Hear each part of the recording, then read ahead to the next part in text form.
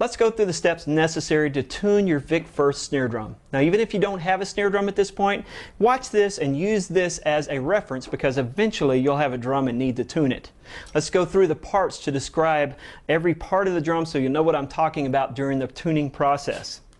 On the top head, we call this the batter head because it's the one we beat on. The bottom head underneath the snare drum is called the snare head or the bottom head. The snare head is a very thin piece of mylar, so we've got to take extra special care with this head to make sure we do not break it. It breaks very easily, so never play on the bottom head. Running across the snare head are the snares. These pieces of wire or cable or gut is what gives the snare drum its distinctive sound. When we hit the drum, it causes these wires to vibrate or rattle. We tune the drum with the tension rods. Those are those little screws that go all the way around the drum that allow us to tighten the drum head. We tighten the drum head with the counter hoops. The counter hoops are rims, is what you're going to hear me call it a lot of times. It's what sits on the drum head and basically pushes it in when we tighten those tension rods. Those tension rods go into the tension casing. On a snare drums always have a mechanism to turn the snares off and on. This mechanism is called the snare strainer.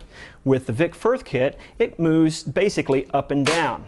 So I can turn the snares off, which means I don't have that rattle, or I can turn them on where I have the rattle sound.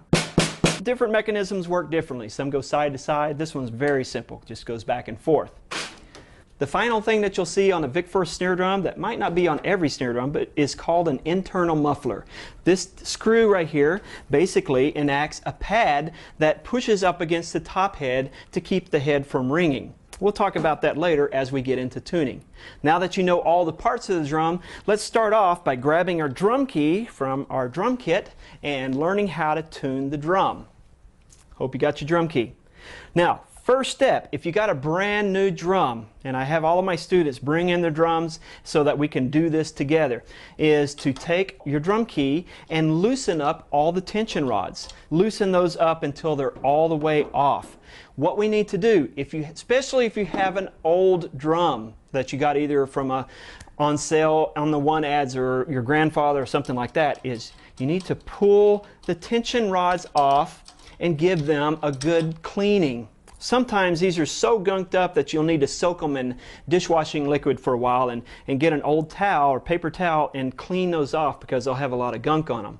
If you got a really old drum, you might even take off the counter hoop and the head and clean out the inside because it might be full of dust or whatever. On a brand new drum, you're really in pretty good shape, but what you need to do is lubricate those tension rods. And the way I do that is to take one little bitty drop of Vaseline petroleum jelly, and I just put just a tad at the end of my tension rod. Then feed it back through and screw it into the tension casing, and that will lubricate your tension rods. Then we want to make sure that the head is seated. What you're going to do when you seat the drum head is to put your palm flat in the center of the head and press down slightly. Okay? You don't have to put all your weight on it, just enough to make sure that the head is in contact with the shell all the way around. Then go around the drum, make sure that all of those tension rods are finger tight. That way we're starting in the same place from every single tension rod. Now you can get really detailed about it and take a ruler and measure each tension rod to make sure you're starting at the same point. I don't really do that, but you can do that if you'd like. Now, to tune the drum, steps you're going to use is what I call a crisscross method, or we call this tuning in opposites. Basically, I'm going to start with a tension rod directly across from me, and I'm going to turn the drum key 1/2 turn. Then, instead of just going around clockwise, I go to the opposite tension rod. Tune that 1/2 turn. 2 o'clock, 1/2 turn. 7 o'clock, 1/2 turn. Basically working your way around the drum in a crisscross method. Now, If you're starting from scratch and you started everything finger tight, you're going to go around the drum 3 times, and that's going to basically put you in the right pitch range for what the drum needs to sound like. So crisscross every single time. You work your way all the way around. Do it 3 times with direct half turns. Don't do a full turn because that will crank too much on each tension rod. So 1 half turn all the way around the drum using crisscross, and you'll be pretty much set for the next step. After you've gone around the drum 3 times, we're pretty much in the pitch range, but you might want to check your drum might be a little bit different than this one. Press on the center of the head to see if it's pretty firm. We don't want it to be so solid that it won't give it all, but at the same time, we want to make sure it's fairly tight, so that way when we start doing our bounces and our rolls, the drum is going to respond correctly. If you need to tighten it again, I suggest doing quarter turns in the crisscross method all the way around the drum. Now you're ready to fine-tune the drum, and this takes a lot of time to develop the skills to do this, but hey, like anything else, it's good to go ahead and start now and develop your ear. What we're doing here is we're trying to get the head in tune with itself. In other words, at each point where there's a tension rod, the head will produce a pitch. So what we want to do is start off with your drumstick and start with a tension rod about 2 inches in from the drum head and tap on that drum head lightly. What I'm doing is I'm listening for a pitch of that drum head. Now it might help to say that I've got my drum sitting on something that's solid that will stop the bottom head from ringing, so I can isolate just the sound of the top head. But 2 inches in, listen for that pitch. Now I'm going to go to the opposite tension rod 2 inches in and listen for that pitch. Now I won't lie to you, I made this very obvious so that you could hear a difference in pitch. Listen to the difference in pitch from this lug to this lug.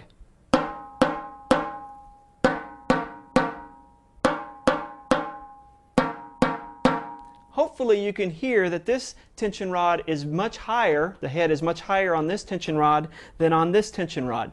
So the step that we do with the fine tuning is to raise the pitch of the low tension rod to match the pitch of the high tension rod. It takes a lot of patience to fine tune your drum, but it's very much worth the effort. So if you're using this tension rod as your reference point, basically I'm making sure that every tension rod is exactly matched to it.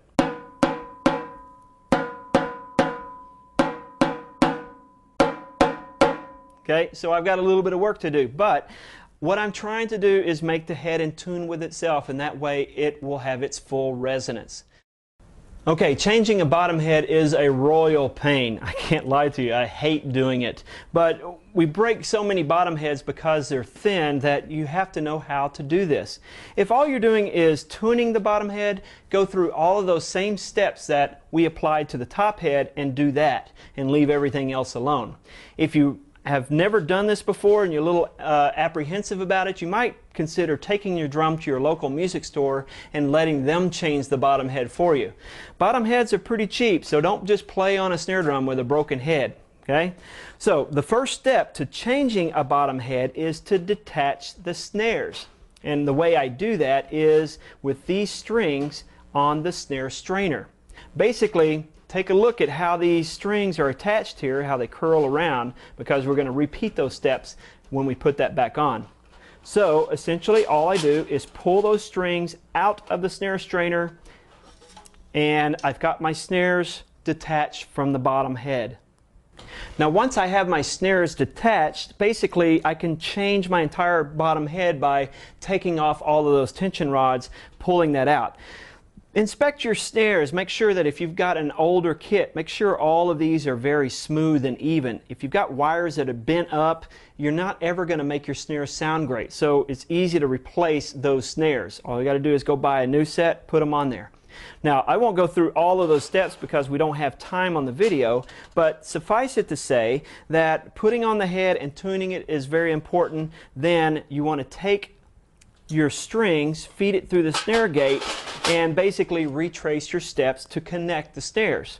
At this point, I always like to look at my snares to make sure they're centered on the bottom head. Sometimes, because somebody will mess with it, they'll get off-center just a little bit. The snares might not might be hanging off of one end. So we want to make sure that the snares are centered. Now on some drums they use a piece of plastic here instead of the string, but on the Vic Firth kit they use this string.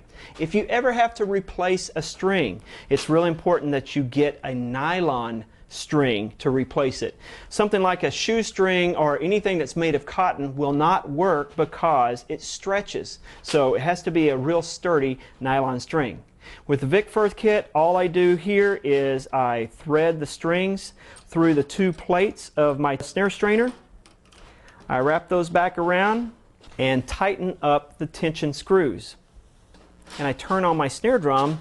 They should be fairly snug against there. So if they're not, I might need to adjust that slightly. The next step in the process of tuning your drum is to adjust the tension on the snares. We do that with the adjustment screw on the snare strainer. Basically what we're trying to do is to make the snares rattle just enough to sound like a snare drum but not rattle too long. So if you listen to this drum, the snares are rattling forever. Definitely not the sound that I want to hear. So I'm going to adjust my tension on the snare strainer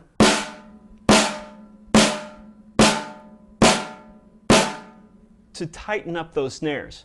Don't over tighten because we don't want a choked off sound.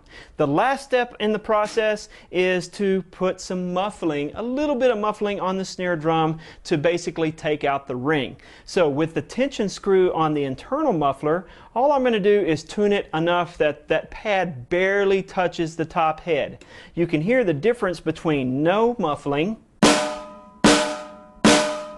and now I'm going to put a little bit of muffling on that.